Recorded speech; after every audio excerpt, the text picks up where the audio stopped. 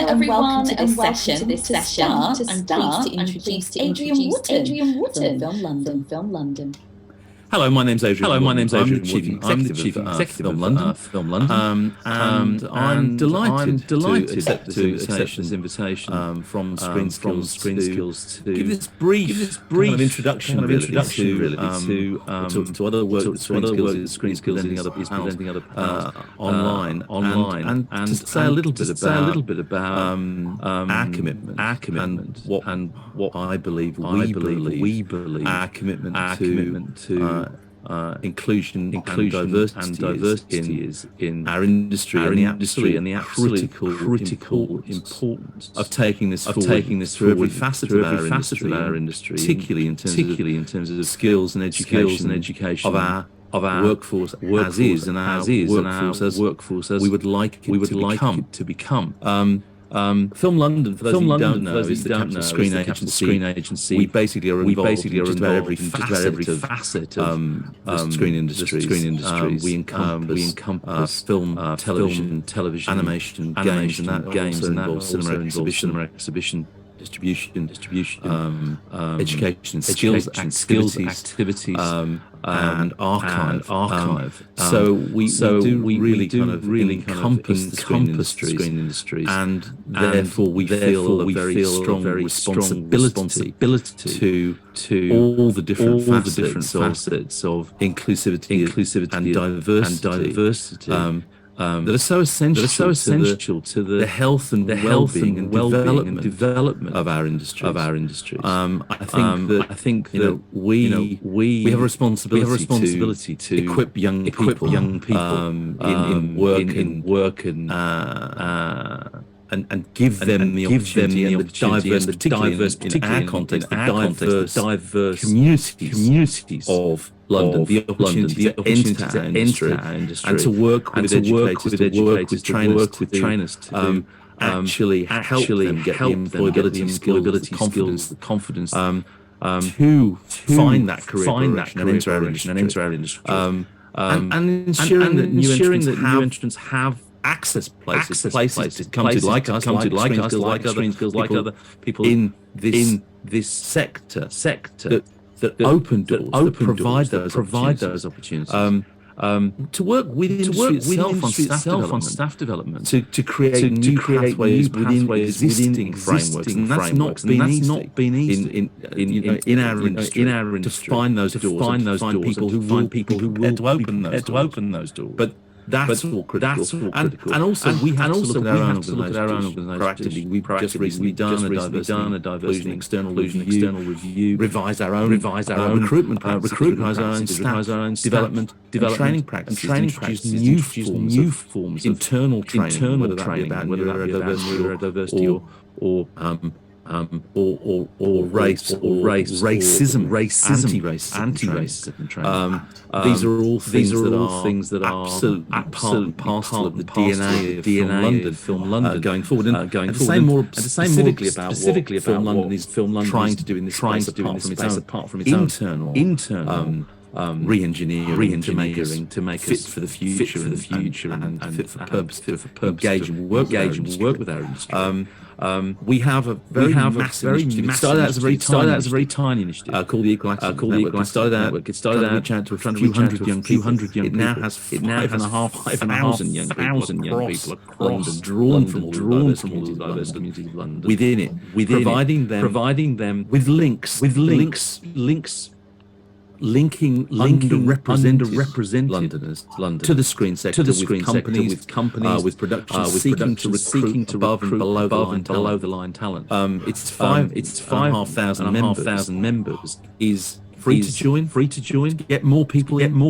It's open to all, and we work with key employers, and we've got actually 40 training and referral partners. And the aim is very simple. It's a practical aim. Is to remove barriers create those pathways for new people to get in, to progress, including mid-level professionals, people who have experienced glass ceilings. We have a whole. In fact, we actually have an event called Breaking Glass Ceiling, which is specifically aimed at mid-level professionals from diverse backgrounds who have obstacles to rising further in the industry. But we do all kinds of CV and employability workshops, master classes. We've also supported with funding from ScreenSkills. We've developed returner programs, women's returner programs. We've also done a project with the GLA, the Greater Authority, the Mayor's Office, to help build the job centres, coaches to facilitate entry to jobs in film, television, games, animation, and also to support further progression. I've mentioned the initiative Breaking Glass Ceiling, but there's also discrete partnerships with industry, including below-the-line traineeships that we developed, for example, Universal Studio, All Voices with UK TV.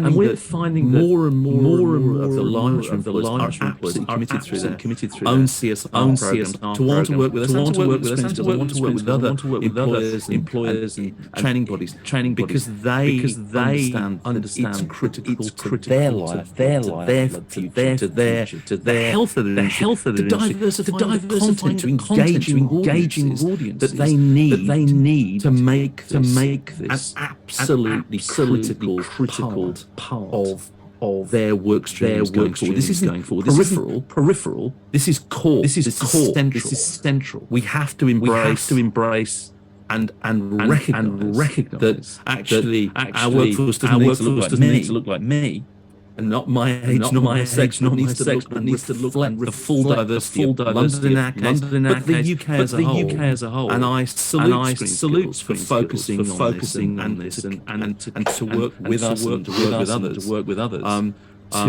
to constantly push forward. It's important to talk about these things, but it's important to do things. That's what the EAN was about.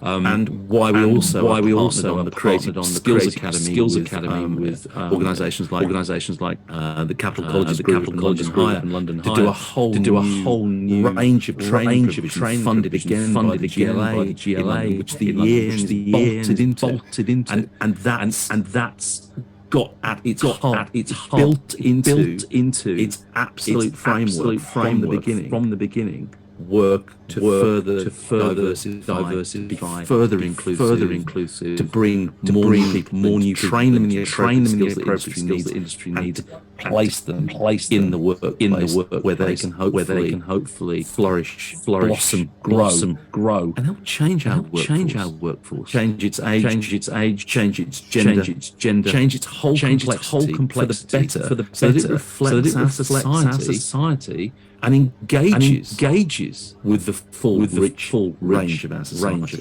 That's what we are absolutely committed to at Film London, and why I think events like this, activities like this are so important. So I hope you'll enjoy the other presentations, the other things that ScreenSkills are providing in the context of these online discussions and debates and panels. And obviously, if you want to find out more about Film London, more about the things I've tried to convey in this brief message. It's all online. It's all easy to sign up for. All you do is filmlondon.org.uk. And all the riches of what we do, we plug in with ScreenSkills, and everyone else is there to find. So enjoy watching these things presented by ScreenSkills, and I hope we all get the opportunity to go forward and work together going forward. Thank you.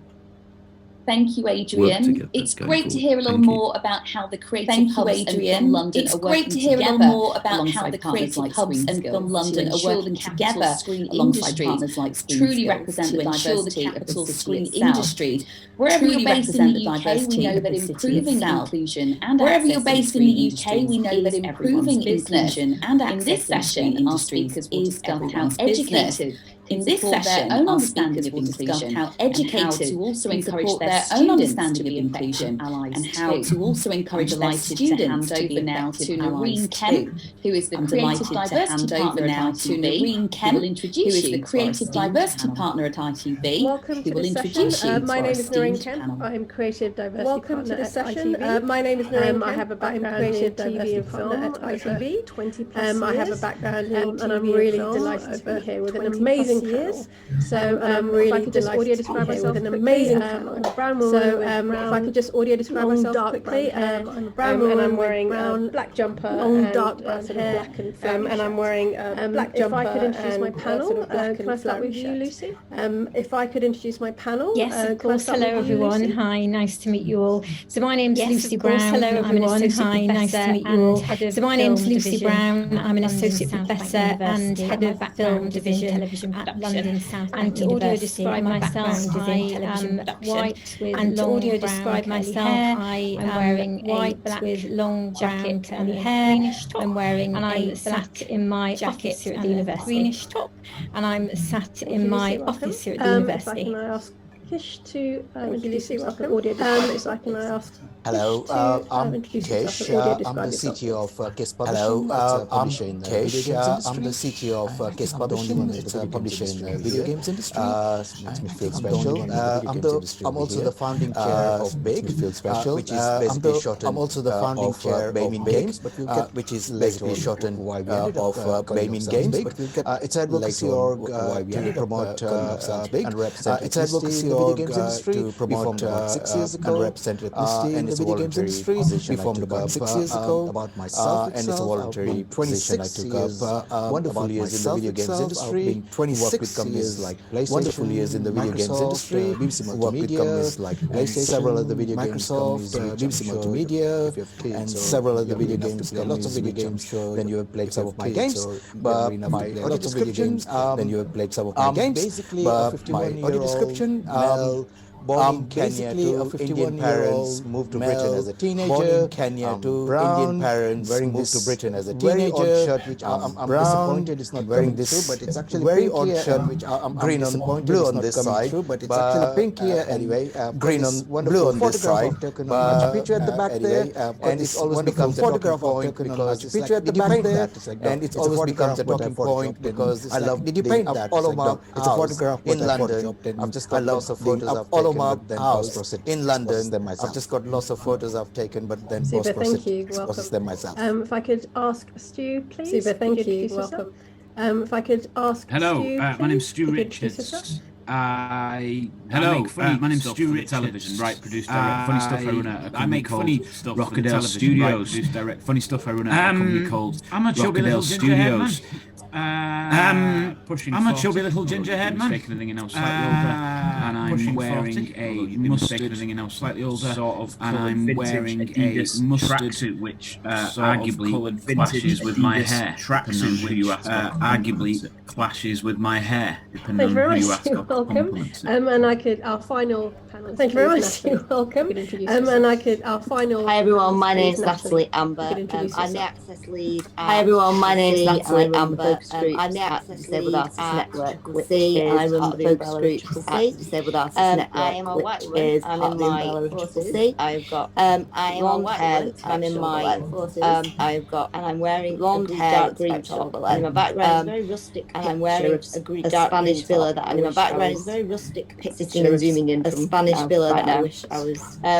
Sitting and zooming in from right now. Community interest company, and our mission is to sort of drive the role company, and our mission is to disrupt, and then the role drive the role within the lives of disabled, and then the role of the arts and media. So we work a lot on the lives of disabled people from the youth. So we work through to people trying to access the industry and progress their careers, straight through to people trying to access the industry and progress their careers. Consultancy. So we work with organisations, Disabled Artists Network. We run a disabled artists network in the industry. We run a host of webinars, disabled talent in the industry, help create opportunities for disabled talent, to help create develop skill sets, to develop knowledge, to help develop skill set, help to develop knowledge, accessible and more understanding around access and inclusion and what that means. More accessible and more understanding around access and inclusion and what that means. We work together with the industry. And the whole idea about the barriers is that we work together with the industry, stopping a lot of deaf, disabled and neurodivergent that is progressing our industry. Stopping a lot of deaf, disabled and neurodivergent people we'll progressing our industry. It's really fascinating. Thank you very much. We'll talk more about that. So just in terms of kind of where we are in the current space, where are we right now? So just in terms of kind of where we are, there has been movement. Where are we right now? I think we need to move a bit faster, but I think generally in the last 5 years, all of us can hand on heart say we've seen generally in the last 5 years, all of us can hand on heart say in terms of what else can we do to improve which is really exciting. Inclusion, making everyone feel what else can we do to improve access, inclusion, making everyone feel production houses and broadcasters, the whole shebang. So today we're going to really production houses and broadcasters and what we need the whole shebang. So today we're going to really look at things like into the work that's been done with TV Access Project and how far we've come with even the work that's been done with TV Access Project. That how far we've been using now by people. BAME's sort of gone out of the window. Not even been used really excited to see what's going on in this space. So if I can start, so it's been really exciting to see what's going on in this space. So if I can start with you, Stuart. The interventions in film and TV. There are some positive steps, right? The interventions in your opinion. There are some positive steps, right? But in your opinion, do we need to do? What kind of areas should we be covering? Is there so much work else do we need to do? What kind of areas should we be covering? Is there so much work to do that's just way too much? How are you doing right now? Good question. Well, I can. The angle that I come from, I think, is good question. Well, I can. The angle that I come from, I think, disabled invisibly. As somebody who is disabled invisibly, as someone who tries to both editorially as someone who tries to who we hire, both editorially and in terms of bring in as many brilliant disabled people as I can. Now, bring in as many brilliant disabled people as I can. Disabled community a couple of years ago, I sort of joked how I sort of came out. Lucy called the disabled community a couple of years ago. I sort of joked how I sort of came out. What I've sort of come to realise in the last couple of years is that what I've sort of come to realise in the last couple of years is that I think we've got to a stage where people are making more of an effort. And that we're at a particular stage, I think, in that sort of journey. We're at a particular stage, I think, in that sort of journey whereby we are nowhere near enough, but more. We're hiring more disabled. The problem, I think, that I'm seeing a lot of, but more, is that we sort of don't know what to do with them. A lot of is that we sort of don't know what to do with them when we like patting ourselves on we don't know what to do. We like patting ourselves on the back, but it's the next bit. That bit's good. Okay, well done, everyone. What do you need? But it's the next bit. Most people know. Okay, what do you need? The sort of simple guiding principle is just ask someone what they need to do. The sort of simple guiding principle is just ask someone what they need to do. That's the sort of overriding brilliant at their job. What that means in practice, that's the sort of overriding formal things. What that means in practice, well, there's various sort of formal things that other people, I assume, than I am. But from the point of view of someone who would be better at speaking on than I am. But from the point of view of someone who runs a company, first of all, I would say most people are open to a conversation, telling you what they need. Most people are open to a conversation, telling you what they need. There's a sort of culture issue here. It's difficult to sort of describe in any tangible way or formal way. It's difficult to sort of describe in any tangible way or formal way or enshrine in any. There's that general making people feel welcome set of protocols. Making people feel welcome, but there's that general feel like they really have a place to making people feel welcome, making people feel like they really have a place to so that I'd say is something that we try to do. So that I'd say is something that we try to do as well as all the other, as I say, the more aside from that, how so people in the workplace. Where next? Aside from that, how take is. Sometimes where next look, I'm going to sound like a slightly cynical person here, but I don't mean to be. Look, I'm going to sound like a slightly cynical person here, but I don't mean to be. In television, I think most people in generally sort of television, more or less, they're a nice enough liberal, progressive bunch of people who want to change. They're a nice enough liberal, progressive bunch of people who want to change people when they can. What I would do to get more disabled people in, I would follow the money. What I would do to get more disabled people in, because ultimately, me, as someone who runs an indie, I have to do what the person who's giving me money tells me, and that's the broadcaster. I have to do what the person who's giving me money tells me, and that's the broadcaster. You've got a production here. The broadcaster tells me is white, sunny.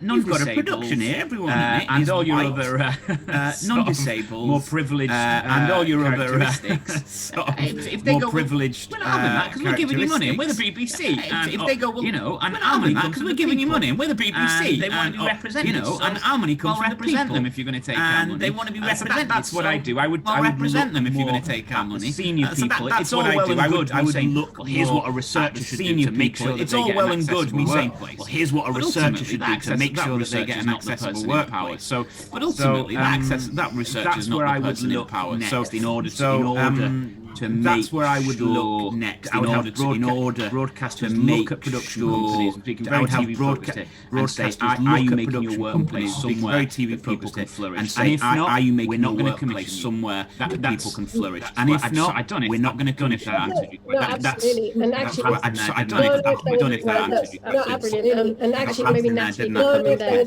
In terms of what you're seeing, where are the areas that you think we should be doing more? In terms of what you're seeing, where are the areas that you think what Stuart said, you know, it's not when we talk about bringing in deaf, disabled or neurodivergent it's not talent. When we talk about it's not a case of just bring us on disabled or neurodivergent talent there represented. It's not a case of just bring us on set and mindset of changing the way we think about that. It's that we mindset of changing the way we think about that. How we understand the minute we always thought about it, and society has conditioned everybody. We always all thought about it, and society has conditioned everybody. We've all got an unconscious bias, and I think for me it's always change that bias in organisations, and it's to me it's how we change that bias in organisations. To make sustainable change. Stuart, so the fact that I agree with Stuart. Streamers, they need to be looking at the broadcasters, supporting production companies, streamers, they need to be looking at that and finding the right supporting production companies to do that, enabling them to do that, and finding the right people to enable them to do that. So. Providing anything from broad spectrum, making sure the production company providing anything from at least the basic making sure the production company training had deaf awareness training, neurodivergent training. So when they bring on awareness training, everybody's got an understanding. So when they bring on somebody else's access, everybody's got an understanding universal because somebody else's. All of us have some form of access is universal. You were saying I think you were about to say everyone has some form of access. You were saying I think you were about to say everyone has some form of access. Yeah, everyone has, and it's about us not thinking about assume someone's not got a special requirement. That's the way we should sort of be looking at it. No, we have to enable production companies to do that. That's the way we should sort of be looking at it. But we have to enable production companies to do that. And at the end of the day, that is going to involve money into the costings. But you know, always be an access fund into the costings. It's you know, always be an access fund, and so it's added and included in there. I mean, 5 years down the line, it's added and included in there. I mean, 5 years down the line, and knowledge around that. The more and people can build on their skill set and knowledge around that. What we do, and so for me, that penny's got to drop. It slowly drops in little sections, but not really, because no one wants to put money into it, and sections, but not really, because no one wants to put money into it. And find the money for COVID, and we could suddenly find every protocol find the money for COVID, and every bit of training, and we could suddenly find every protocol that we needed, and every bit of training we needed for that. This inclusive workforce, if you really want that really progress, inclusive workforce. The content that you create, you're going to get a wider audience. Because you're involved in the content that you create, you're going to get a wider access. And because you're involved in thinking about both sides, changing the way society views access. About this, it's thinking about both sides for me. It's not just thinking about this as just an add-on or as a section. Can I bring you in here about games industry? Can I bring what are the areas in games that need more focus on industry? So I think we are very similar in that sense. I think we are very similar in that sense that the entire world in the last 5 years, as we can generalize this, what we seem to have got in the last 5 years, as we've sort of started off, what we seem to have got really right, and we are now attracting good diverse individuals. We are now attracting good diverse individuals because we've got DNI, how to put your website right. That's fantastic, and So video games got DNI officers, and but we're still very reactive. Video games industry is in the sense that we're still very media-led. I feel in the sense that it's a lot very media-led. Charity organization. So if something happens, and usually a charity organization, so if something happens, and usually by far it's always led by US. And then companies approach us, oh yeah, we want to make a difference. And then for 6 months, companies approach us, oh yeah, we want to make a difference. Usually, and then for 6 months, they're really slightly longer. But sometimes usually there's a DNA officer, especially if you work with indie developers, and then that momentum is lost. And then you start again. And I think and then that momentum is lost. And then you start again.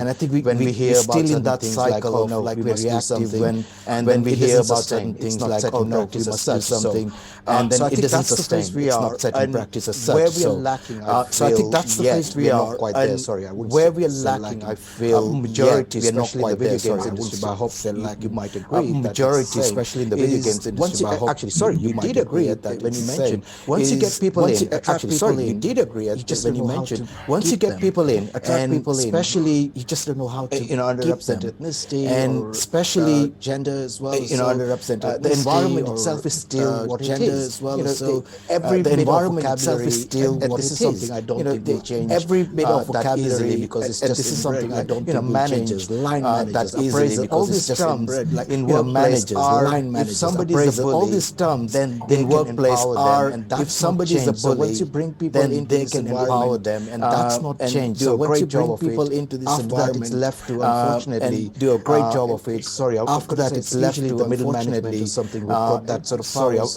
And it's usually the middle management or something who suddenly just make the environment, and it's usually about 2% or small, who suddenly just make the environment after all that effort you put in. You just can't keep those people in. So after all that effort you put in, the video games industry, right? So probably that's where I generalize that. That's where the video games industry right now. I think probably I can generalize that. That's where everything is right now. I always say this that there are three. Both of you talked about money, and always I always say this that there are three key things, and always simplifying where you can have inclusion, and the three key things which needs to be in place where we can have inclusion, more welcoming, and the easiest one, which is the obvious one, more welcoming. So if there's a law in place, which is the obvious one, is law.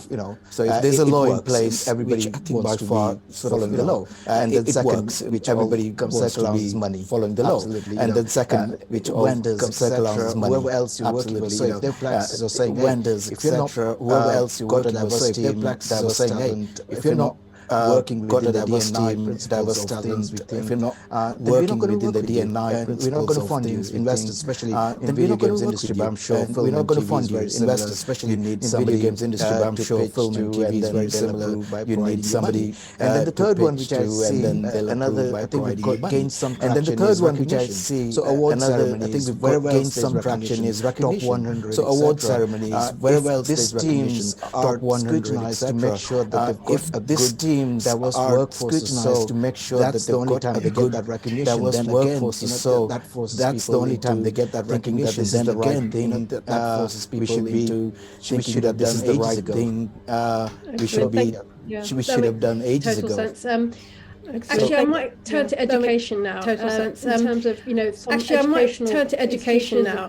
In terms of, inwardly educational institutions and courses, University of Westminster, looking more inwardly and being conducting their own research actually into this. University of Westminster conducting their own research actually into this itself. Were they contributing to the processes that was it itself? Were they contributing to the processes that we know are systemically inclusive now in our industry? They're going to share a short clip right now from Westminster. We're just going to share a short clip right now. Hello, and thank you very much to ScreenSkills for the invitation to share some. Hello, and thank you very much to ScreenSkills for the invitation to share some research work. I'm Gregory Spaulding from the University of Allen. Please wave, Liz.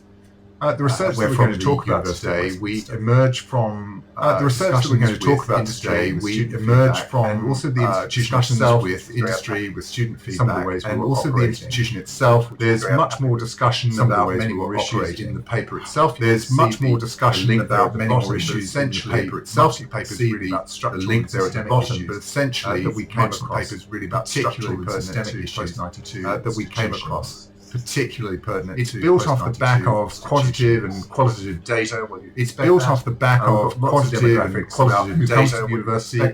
What kind of demographics about who comes to university when they graduate, experience they have. We've also made plenty of room when they graduate paper, and we've also made plenty of room in the paper and some subsequent research we're going to do for the student voice about what students are saying and thinking.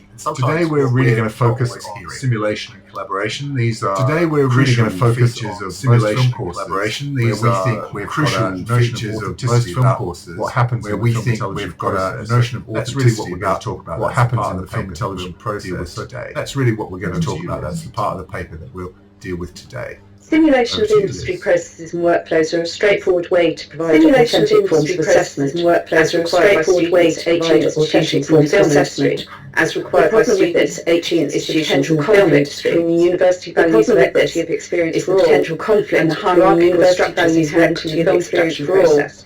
And the hierarchical structures inherent in the film production process within a crew. For example, students will often pitch with more role selection within a crew, who can gain support and sell their ideas social and cultural capital. Students compete by any means necessary to gain their desired role. Students compete by any means necessary to gain their desired role. This is counterposed by the presentation of collaboration as a means of allowing everyone to contribute to the creative vision within a team. As a means of allowing everyone to contribute to the creative vision within a team. That many students see through this. Through our research, it's obvious that some roles many students see through this than others. It's obvious that collaboration ends up reinforcing hierarchies and inequality of experience. So collaboration ends up reinforcing hierarchies and inequality of experience. Simulation of hierarchical film production structures can create inequality of experience for students. In particular, create inequality of experience for students. And collaboration does not mitigate those from marginalised groups. No good. And collaboration does not mitigate this if we do not address it in film education. In the film industry, if we do not address it in film education. Now, our students are a well-educated and wealthy group. We know that from the demographics. Now, our students are a well-educated and wealthy group. We know that from the demographics. And they come to study with an understanding that film is a creative undertaking, understand that it's a game of power and of class, but they also understand that it's a game of power and of class. Collusion with like-minded peers is demanding is rewarded, and that collusion with like-minded peers is utilised to great advantageous. Their cultural capital, the task utilised to create film programs is drawing this into the task for university-based film programs is drawing this into the open university values and to be clear with staff and the main university values aren't negotiable. And that's the main in our paper. You can see it there. There's the link in our paper. You can see it there. There's the link. And thank you very much indeed for your time. Okay, so can I bring in you, Lucy, here? Can you tell us a bit about, your perspective, your experience in higher education, factors that you're looking at that have or haven't been, contributing to inclusive practices? Yeah, absolutely. So since I've worked in education, I've always worked in very diverse universities. And so it's been a real priority for me to think, okay, well, we're training the next sort of workforce for the industry, but are they then having the same opportunities as, in particular, I suppose, those that have a lot more privilege, white, middle class, able-bodied, for example, students. And that was a real source of frustration. So especially at the places I've worked where people, would be coming to me and saying, well, how do I get in? There's a lot of research out there that shows that, nepotism is a really key factor. And, if you don't have the social kind of setting and understanding of how sort of the unsaid norms operate within television and film, that you're cut out already.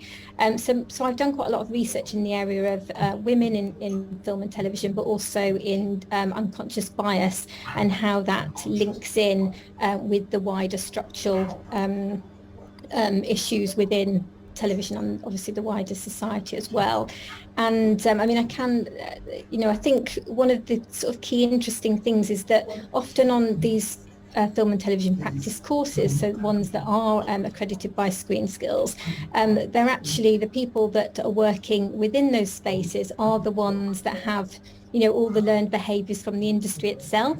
So they're the ones that have, had the advantage of working in an industry that we all know has been criticised for its lack of diversity. And the danger is that people then will bring their own experiences and they talk about, okay, well, this is what I know, this is how the industry works. And so it really is about questioning that and actually training the educator so that we say, okay, well, yes, that might have happened, when you were working in the industry or even now, but actually that's not what we want the future of the industry to be. So it is about getting educators and the industry to really, I guess, come together and really focus on how we can genuinely make this industry as inclusive as possible so that everyone has the same opportunities regardless of the background they come from. And so in that being said, so how would you stop new entrants also perpetuating those stereotypes if they're getting the educators, they're learning from the educators who are sort of slightly stuck? Well, it really is about decolonising the curriculum and not just decolonising it, but really questioning what we do. So and that's something that at LSBU, London Southwark University, we're really prioritising.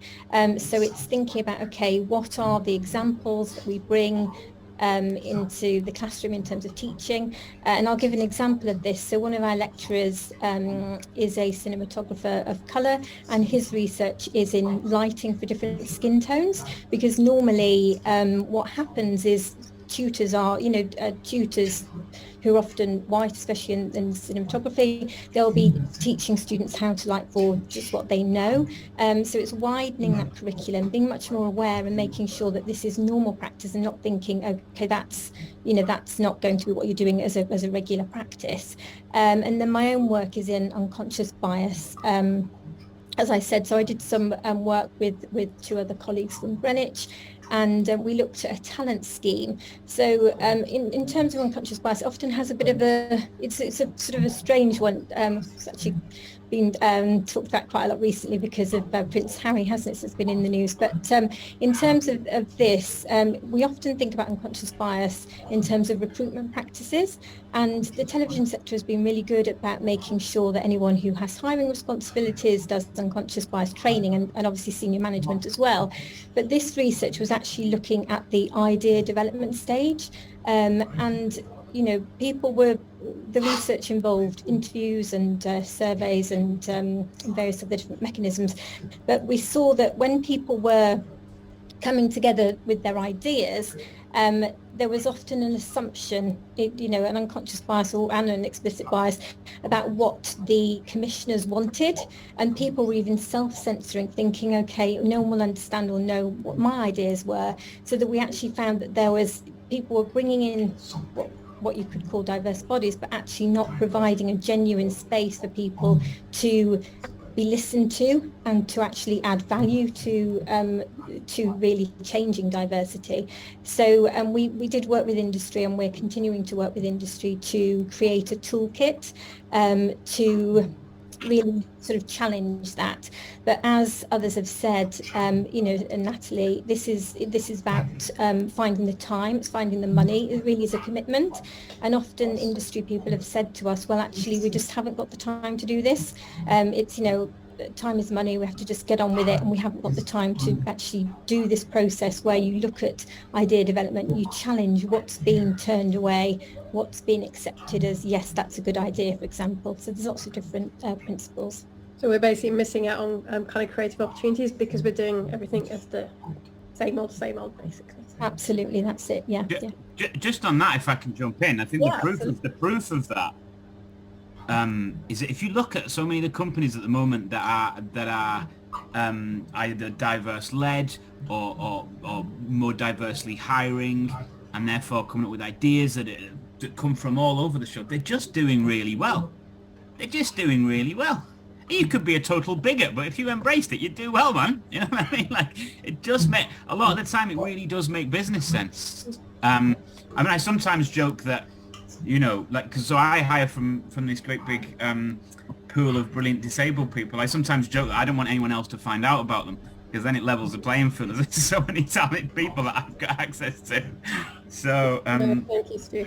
yeah, I think what I see from a business perspective absolutely backs up I think what Lucy's just said.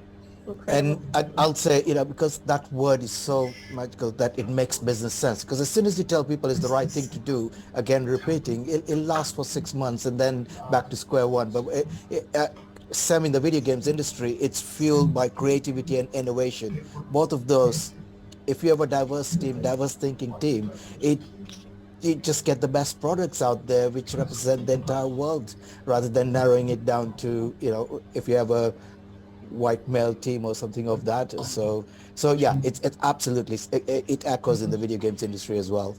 Actually, Kish, can I ask you a bit about your, when we talk about mentoring and resources and what else is available to, solve these issues, can you tell us a bit about BIG and the success stories you've had, particularly about your digital mentoring program? Sure, yeah. Maybe it's a good time, just very quickly, we used to be called BAME Games when we formed 6 years ago, and the only reason we used that was BAME rhymes with game, and it just was a cool thing to say. And 6 years ago, that was something what the government recognized. If we talk to the right, especially government sectors, so they got exactly what we are. As soon as if I introduce myself, I'm chair of BIG. I don't think anybody will have a clue what we're talking about. But we can afford to now abbreviate because we're well established or so. So anyway, a bit short of that.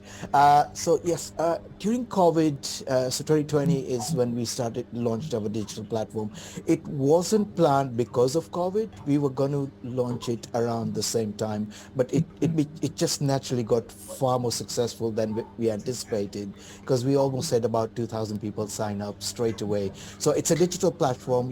You could call it a matchmaking platform, and it's actually off-the-shelf product, and it was used for academia first, and then we adopted that. So we've got a sponsor who covers all the financial aspect of everything else or so, and we provide the mentors and then make sure the mentees join on there.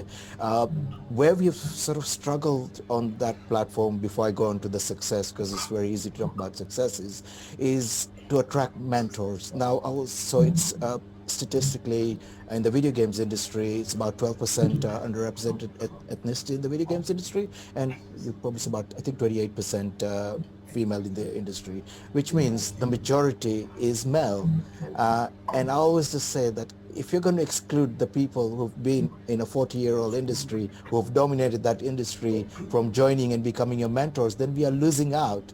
And a lot of the times, and I know we'll probably cover this later on or so, is that allyship. What we've found is there's this amazing talent of individuals who've shaped this industry, and nothing wrong that they happen to be white male, but they formed this industry, and they feel that there's something wrong now because of just the tone of the world and what people talk about. So we found it very difficult to tell these individuals, hey, you're the most experienced. We want you to mentor all these amazing people. And we still not got that sort of pitch right to attract the mentors itself. The mentees, obviously, because it's for big, and there's several other amazing mentoring programs in the video games industry, and I'm sure wider sectors or so, which cover other. But so, obviously we want to attract the underrepresented ethnicities as mentees. And we've had some great successes, mainly from individuals who just didn't know how to get in the video games industry. So what the matchmaking platform does is just introduce you to a mentor. So you'd say, hey, I want to be an artist, I want to be a programmer, and you put that down, and then the system just matches you to a mentor who's, so for example, in my case, I tend to mentor mainly CTOs or programmers or technical individuals or so. We've got a couple of others, actually, a lot of academia students who sign up, who want to doing research in DNI, etc. So I become a mentor on that. But then that program, what I really like is they're not locked down to that platform. You decide if you want to do Zoom calls, you can do Zoom calls. If you happen to be in London and you're living closer, so then you can meet in person, etc. But by far, roughly about 2,000 mentees we've had since 3 years now, right? Yeah, from 2020. They've all just done it online because timing-wise, when it became acceptable that we can talk and work from anywhere, it actually worked in everybody's favor.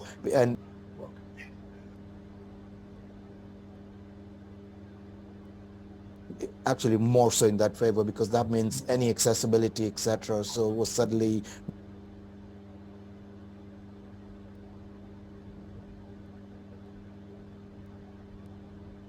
not an issue where we had to then handle, so anybody could talk to anybody from anywhere. So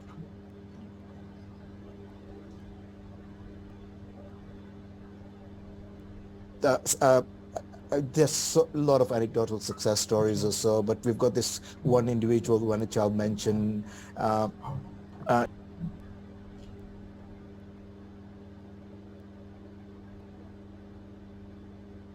She was a black lady living in Brighton, happened to come across this platform just randomly. And this is just beautiful when these things happen, when you put it out on the internet out there. And she just got this wonderful white male as her mentor, who's just the most amazing individual. And last year, we have an annual developer conference in Brighton, which is the biggest in the UK. I told her to chair a round table because she'd already now joined and got a job.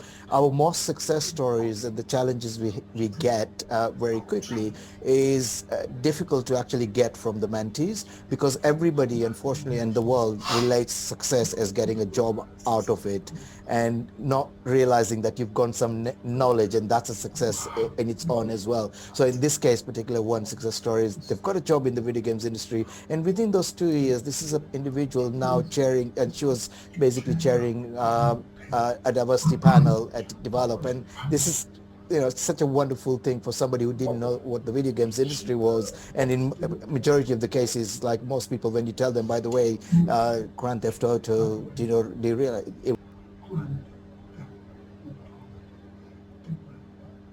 was actually created in Scotland? Was it? Oh, I thought it's American product or so. And probably a bad example, because Grand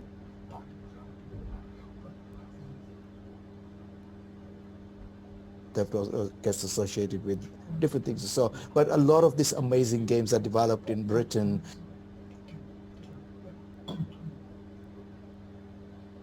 And it's just not visible. And I think the online, and especially the mentoring system or so, has exposed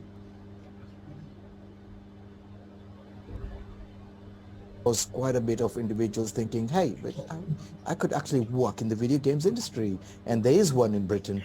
That's amazing, because I think, the value of mentors is so important, and I absolutely agree with you that, it's so much more than just a job. But I also think it's great if you can get a job out of it. So can I just quickly jump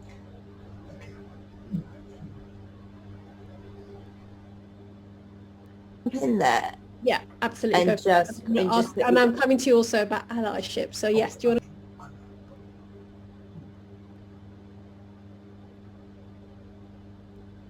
Quickly, yeah. You want to quickly for that? Yeah. You want me to hold off because I can embed it?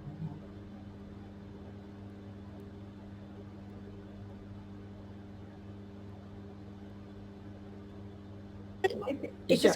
No, I just wanted to touch on and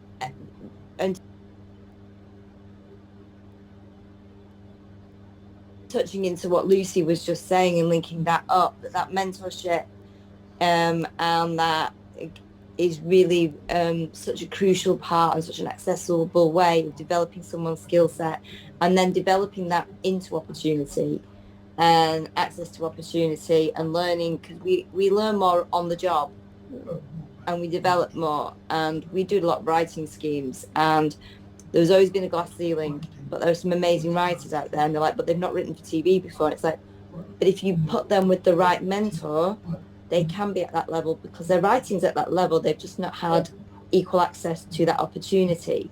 So it's about looking about that mentorship right from the very beginning of entry level to university level, right through to top level. So it's got a real value to it. Thank you, Natalie. So I was going to ask you actually about how do people, I'm talking about allyship now, because talk about mentorship, how do we get people to become effective allies? As educators, as new entrants, how do we do this? Natalie, do you have any thoughts? Yeah, I mean, allyship is about everybody being on the same page and wanting to build a better workforce. And it's learning together and being open to learning together. And a good example is we worked with Ralph and Katie, which had a mixture of deaf, disabled, neurodivergent, non-disabled cast, crew, production. And Jules Hussey was amazing in helping lead that. She's been a brilliant ally, but it's that shared learning then with allies. So from what we that great whole wealth of learning that was off that production can be shared with other productions and build other allies and bring other people on board. And it's about an open conversation. It's about an open conversation that can then build into opportunity and learning on both sides, because I think there's always this other and one side, and it should be collaborative learning together. And people it's got to come from a place of wanting. And I think, especially when we're talking about access and inclusion, there's a fear around disability hugely. And having allies helps dispel that fear, because having other non-disabled people go, yeah, but we've solved this way, this works really brilliantly, sharing that knowledge builds other allies. And it's just it's about empowerment to everybody. Amazing, thank you, Natalie. And actually, Stu, could you maybe add to that? I mean, people are so scared of getting things wrong. They don't want to say the wrong thing. They don't want to get in the way. So you kind of default to the same old. How do you make sure that people have the confidence to go, no, I will be an ally, rather than just sit back and do nothing? It's a tough one to answer that. I'll come back to culture, I think, to be honest, because I think there's a lot of conversations about, for example, the language people use around disability. Personally, I'm not an overly precious one about it. And if someone gets a bit of language wrong, I think you can almost tell in what spirit they've done it. Do you know what I mean? If someone, you know, like, what's the one that came out recently? Some organisation was talking about people with disabilities, right? And a lot of disabled people don't like that for various reasons that, if I'm honest, I've forgotten. But I can tell when someone does that, whether they mean to be a dick or not, quite frankly.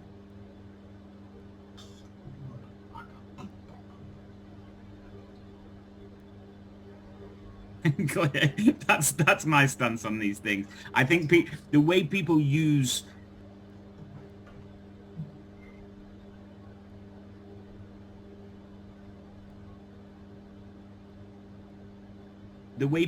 language, you can tell. So in the context of culture of a given company or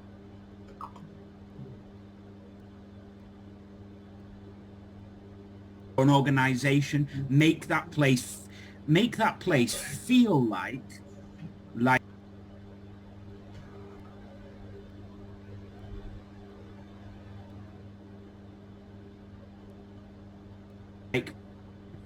I'm going to stick to disabled. I was going to say people, minority, but I'm going to stick to disabled people because it's not for me.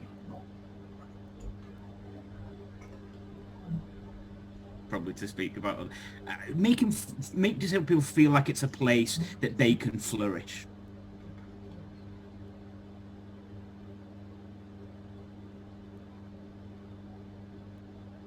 And wherever you are in an organisation, that might mean different things. If you're senior, first of all, just bloody hire people.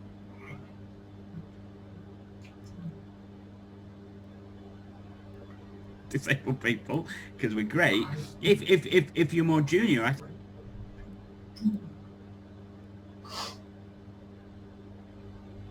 think it's that. I don't know. It's an openness. It's been supportive. It's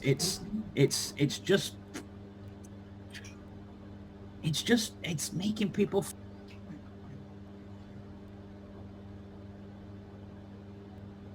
feel like it's a space for them. I think there's a lot of disabled people who are and I've heard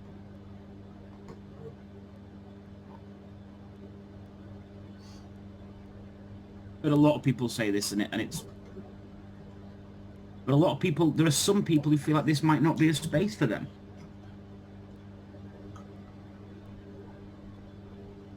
And I think there's a worry sometimes when we make a noise about this stuff that we put people off, and I think we have to say, look, come in. We've got your back, man. We've got your back. You're worried about something. Look, I'm not. You know, it might be that I'm on a similar level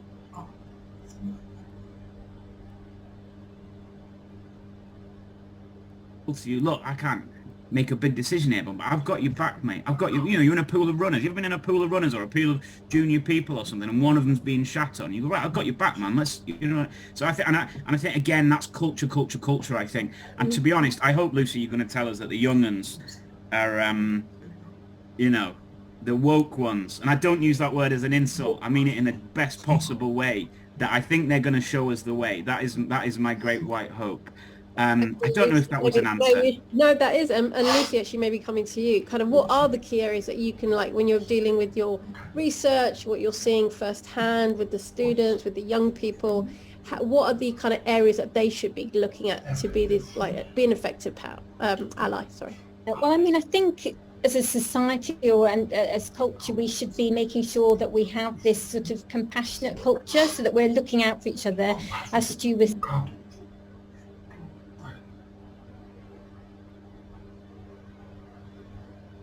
saying. And that's what I meant to say. That's how I meant to articulate it. Sorry, thank you, Lucy. Cut me and just go with that. Yeah. We might make mistakes, but as you say,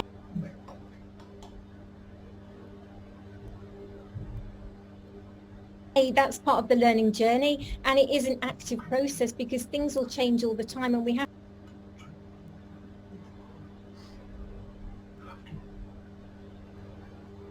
to be ready to say, I don't have the answers, but I want to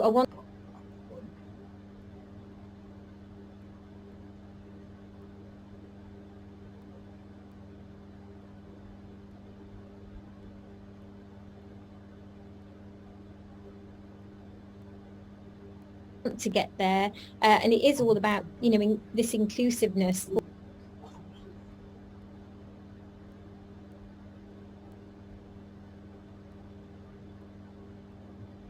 for everyone, and to just normalize everyone having an equal voice, which, as we know, doesn't happen at the moment, but we want to, that's what we want to get to.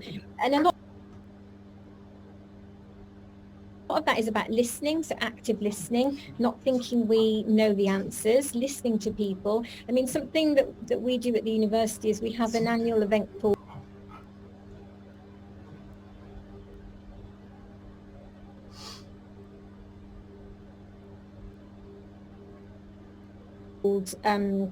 Now in Colour, and it's run by and for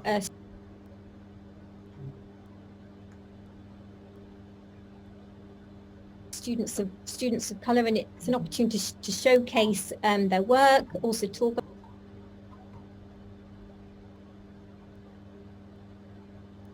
about things, and it's actually for everyone, but you know, this felt like a space, and this was articulated and wanted by the students of colour. But there's lots of different things that we can do, but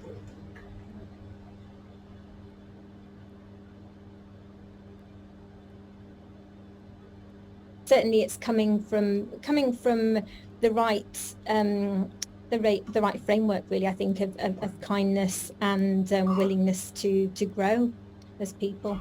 Amazing, thank you. Can I just come in quickly now, you know, on the listening point?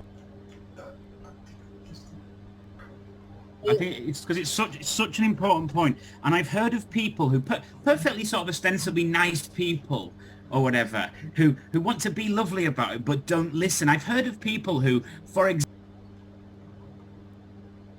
example, have said, look, and they've said to their boss, and it's taken a lot of courage to say, look, I'm suffering from depression or anxiety or stuff. And I've heard of bosses say things like, thought of going having a walk, have a little walk, have a little, or, you know, I'll tell you what you need to take a week off. And it's like, no, I'll tell you what I need. Like, you know what I mean? And I think that listening thing is so important. It's the same with language, the same with, I don't know, it could be pronouns, whatever it is. Just go, what do you want me to do? You want me to do that? All right, cool, that's what I'll do. And I think that's such an important point. Can I add on allyship as well? Sorry, it's slightly a different angle from where you come from, but especially in development studios and in our industry, you know, the small size, medium-sized businesses, then you've got large studios like Sony, Microsoft, etc. They've got DNA offices. But one of the things where we've found is you have to tell your allies that they belong.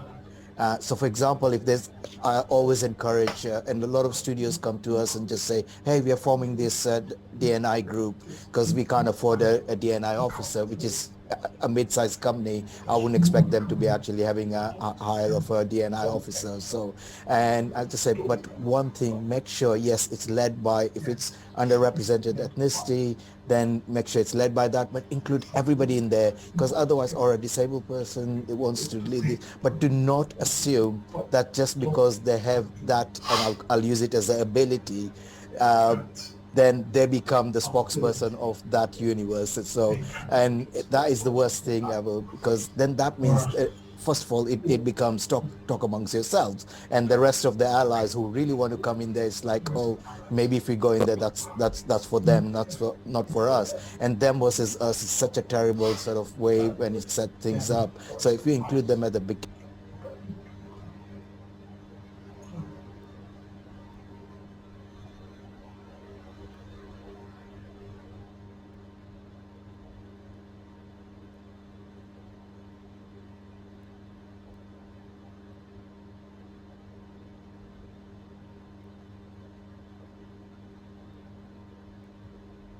encourage, like, make sure, yes, absolutely.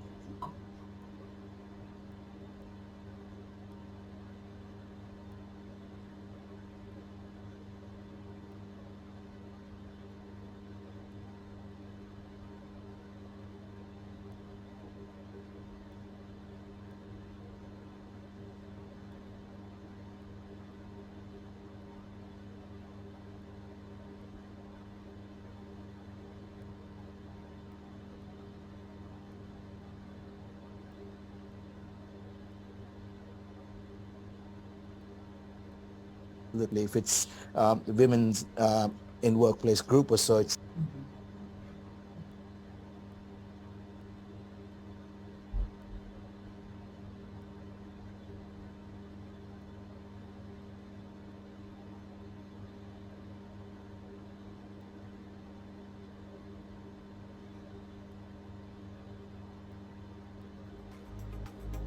Thank you so much to our panel and to Noreen.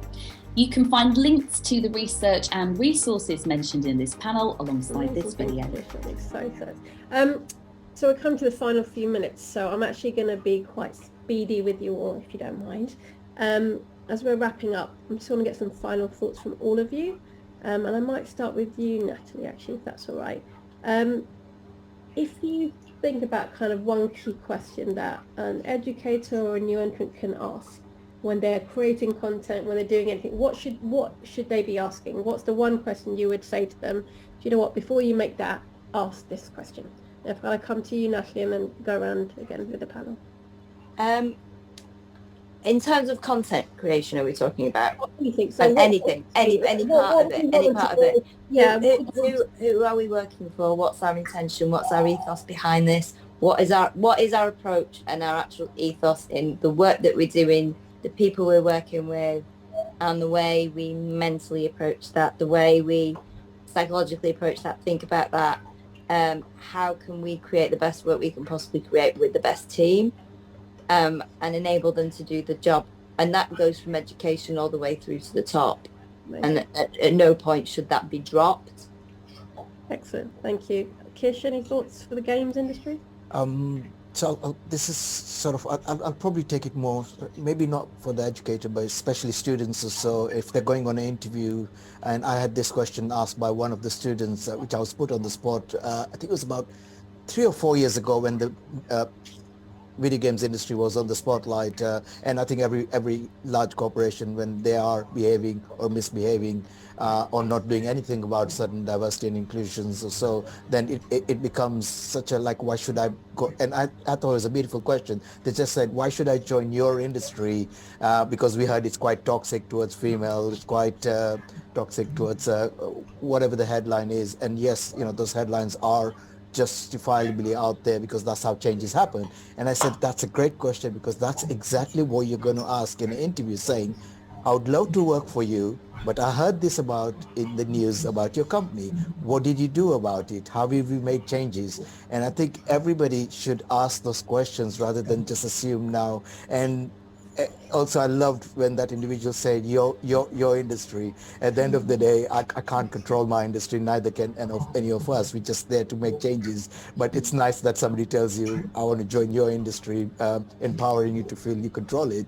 But no, just like ask the right question. And same with, I always just say to students especially, COVID was a good example where you can ask, what did you do to help your staff during the COVID phase? How you make sure they enable them to work from home? What changes have been made? So just turn that question, such an important question in interviews, especially when they're asked, have you got any questions?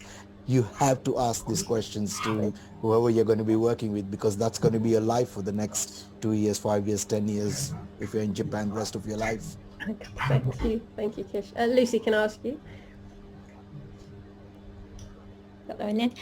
Yes, I mean, I think if people are in a workplace, whatever level you're at, I would really urge people to really think about why are we doing things this way, because often there's a sort of consensus, and it's because of, these sort of typical norms and ways that we've done things in the past. So it is about taking stock, actually thinking, okay, why are we doing it like this? Can we do it a different way? Because there often is always a different way. And, thinking about, and asking those, at the top, what are you doing to make sure this workplace is inclusive? Is there, for an example, an Equality, Diversity and Inclusion Committee? Because anyone can be a part of that, just to keep on actively challenging things and making sure that it becomes a better industry for everyone. Thank you, Lucy. And Stu, you get the last minute and the last word, please. Go on. I'll be super quick, but what was the actual question? I'm so sorry. If you had to ask one question, like an educator or a new entrant should be asking about our industries, what should they be saying? In terms of, is it a set thing, or what's your sets like, or what's the culture like the way Kish was saying about the games industry? You should be asking this at an interview. So those kind of things. What's that one question they should be going, no, I need to know this, or I need to consider this before I get into your industry? How are you going to help me flourish? I think that's the question. I think how are you going to help me flourish? Amazing. That is a brilliant question, which brings us nicely to the end. So I just want to thank you so much for being part of this session today. And if anyone has any questions, I'm sure ScreenSkills can forward them to us, and we're very happy to answer them. But thank you for joining us, and we'll see you all soon. Thank you. Yes. Thanks, everybody. Thank you so much to our panel and to Noreen. You can find links to the research and resources mentioned in this panel alongside this video.